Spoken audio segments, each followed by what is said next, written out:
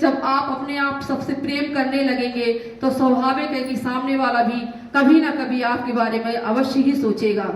इसलिए अपनी तरफ से पूरी कोशिश करनी है कि यदि समाज के स्तर पर बढ़ना है तो एक जड़ पकड़ लीजिए कि किसी की बुराई नहीं करना है। आज से ही संकल्प लें कि कोई भी बुराई, यदि आपको किसी बात बुरी लग रही है किसी की, तो उससे विचार विमर्श कर लीजिए कि आपने ये बात कही, कर सकते हैं हम सत्संग कर लीजिए, उससे थोड़ी देर चर्चा कर लीजिए कि कोई बात आपके अंदर बुरी है या हमें कुछ बुरी, उसको आप मन में रख लेंगे तो वो आपको वही आपका संस्कार उत्पन्न करता है। फिर वो इतना आगे गहरा होता चला जाएगा, गहरा होता, उसी पर आपका चिंतन।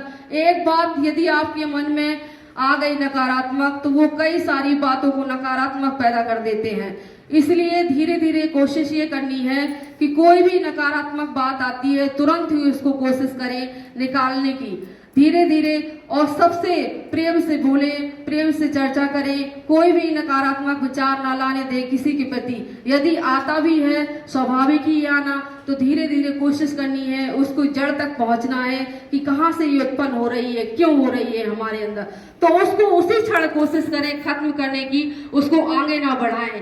और अपनी साधना के लिए, आध्यात्मिक उन्नति के लिए ध्यान अवश्य ही करें। जितनी देर आप ध्यान अवश्य करने की ये है, आपको समय जब भी समय मिले, यदि आप फ्री हैं, कोई कार्य नहीं है आपके पास, कभी भी कर सकते हैं। कोई 24 घंटे में कुछ ना कुछ समय निकालकर 5-10 मिनट, 20 मिनट, आधा घंटा, 1 घंटा, जिसके पास जितना समय है, वो कोशिश ये करनी है कि ध्यान में बैठे, ताकि 24 घंटे की जो दिनचर्या होती है उसमें भी आपको लाभ मिलेगा, कार्य करने में भी शक्ति आपकी बढ़ेगी।